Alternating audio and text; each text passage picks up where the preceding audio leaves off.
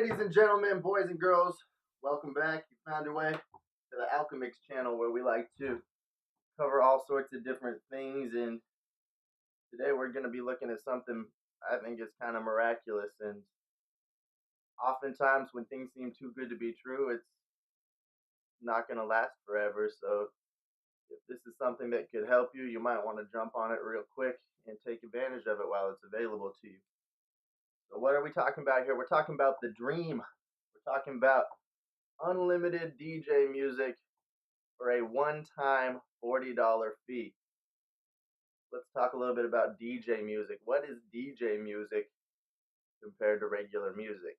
Well, I guess some people might have some different opinions, but I think a pretty good general rule of thumb that we go with nowadays is 320 kilobytes per second is considered kind of your minimum standard of definition that you want in your audio in order to be able to go play out in big crowds with huge, high quality, expensive PA systems and not lose that definition to only hear more actually. So 320 is definitely kind of a baseline, and it's kind of becoming less agreed upon that 320 is the minimum standard as audio systems get better and as music becomes more programmed with 5.1 surround sound crap and shit. Like it gets more and more intense. Like a lot of people now are saying that if you're not playing full WAVs, it's just not enough definition. And if you're at a festival, I probably would agree with you. It's probably time to make sure your library is full of nothing but completely true lossless files, and only play with that at huge arenas where you're going to be blasting over a million highs, mids, and low speakers. So the magic program I'm going to show you here in a minute, it will let you save your files that you need from your music as any type of format pretty much. I put them in MP3 because the truth is it converts at roughly 320 kilobytes. So this is not the most glossy form of a file you can get. This is pretty much the bare minimum sound quality you're going to want, but it is a amazing tool that helped me go through a 1.5 year backlog of music I had in my Shazam files and stuff in a couple days. Like I had over 100 tracks. I have over 100 more now that I realize how fastly I can convert them and get them sorted into my master music list. So what the hell is Alchemix talking about over here? What is this magic shit? Well, I'm pretty sure most of you have heard of Spotify before, I'm guessing. And it's an incredible tool. It's $10 a month, but I'm pretty sure most DJs already have Spotify simply because it's an amazing way to discover new music. And I'm sure a lot of us have used it. Worst case scenario, if we couldn't find a track anywhere else, to record that track. I will not sit here and pretend that I'm ashamed of our heritage as a DJ. We got so many DJs just kind of repeating what they've heard on other big YouTube channels about YouTube converters and stuff like that. I don't encourage the use of YouTube converters simply because the quality is not there. You can learn to adjust settings. You can actually get some very high quality samples from anywhere. If you have grown enough as a DJ, you begin to realize we have a long history of piracy, and me, I'm never going to lie and pretend that I won't record a damn song if that is the only possible way I could get it. So I've been on Spotify for at least a year now, and it's an amazing tool for $10 a month that every DJ needs to have. If you don't already own Spotify, part of this deal is you have to have it, or a friend's Spotify that you can link your Shazam account to. If you're a student, if you have an edu, .edu email, you can get it for dirt. You can get it for like $5 a month with Netflix, I think, if you have a genuine edu email. If you're trying to use one of those fake edu email generators, they're above that. You can't trick their system with that. So Spotify is an amazing tool. Here is where the magic happens. Under my playlists, there's one called My Shazam Tracks that automatically syncs with my cell phone and my whole Shazam list. You can see that's a crap load of music that I currently have in there.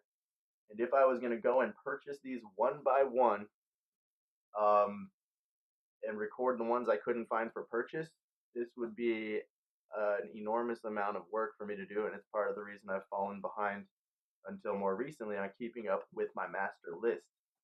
So we have this here. That is wonderful.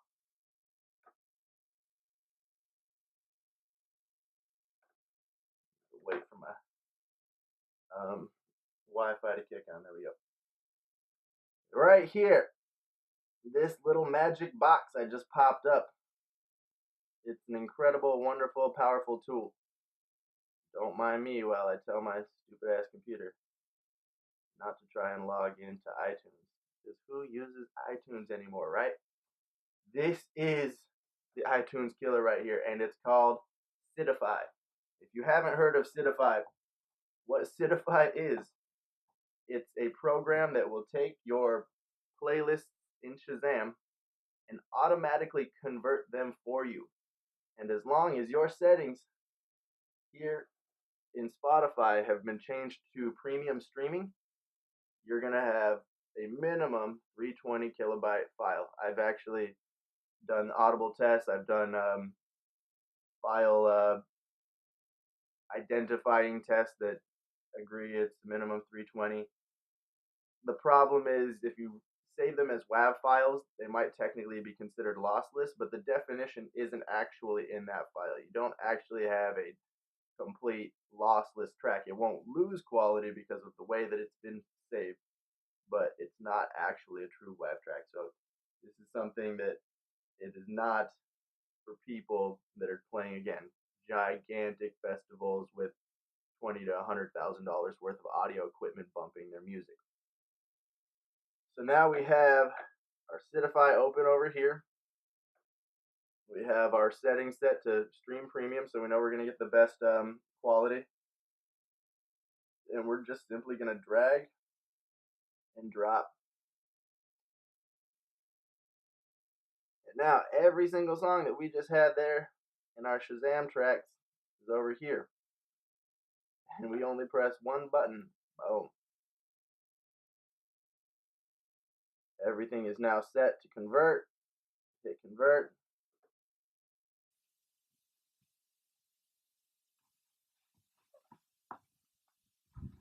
That was a little weird. It didn't save my key, and I had to re-enter it in. I saved the email. It wasn't hard or anything, but I had to run do some stuff, so it's a different day. But just to give you an idea of how quick and easy this really is, it's one of those few drag and drop like softwares that actually just works the way it's supposed to right out of the box. So I'm grabbing the playlist I made here.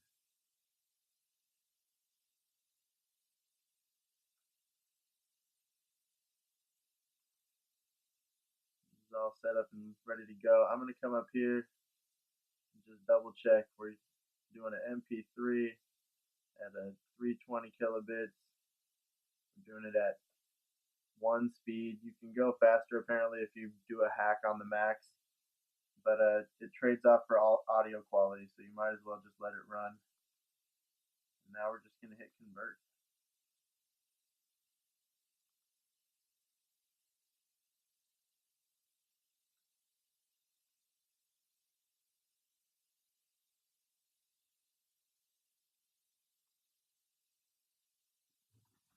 So it's pretty interesting. It actually plays the track and it just copies the file over the same way that you'd have to if you were recording it yourself to get the best audio quality. And it's saying here it's going to be about an hour and 30 minutes. It's coming down really fast, but typically it ends up just being the length of the tracks because it's got to play them one by one. But it auto cues them for you, runs through them. The best part, it saves all the metadata, ID3 tags and stuff. It's amazing that basically you can actually have proprietary files that you can plug into a DAW, chop up, sample, whatever, that are of a good standard quality from a one-time $40 investment. Of course, you also have to have access to a Spotify account, which is typically $10. But again, most of us already are invested in that at this point. Like, if you're not using Shazam and Spotify as a DJ in 2018, you're kind of disadvantaged. I mean, there might be some better stuff out there, but I'm not really aware of it. I typically tend to go with what is the biggest and most popular and has the most music on it. So this is amazing. I'm going to go ahead and skip to the end, and then I'll just show you the files and how pretty everything is. All right. A couple hours later here, Acidify has finished this. And now we just have a nice set of songs that have been all arranged for us here. I'm going to come open my master list.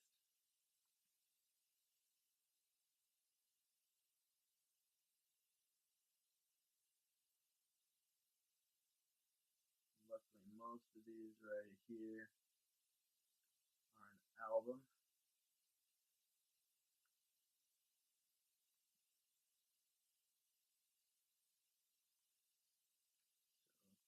So it won't take me too long to sort these, but if it's all individual tracks and you have to make new files for each one, new folders for each artist, it can take a little longer.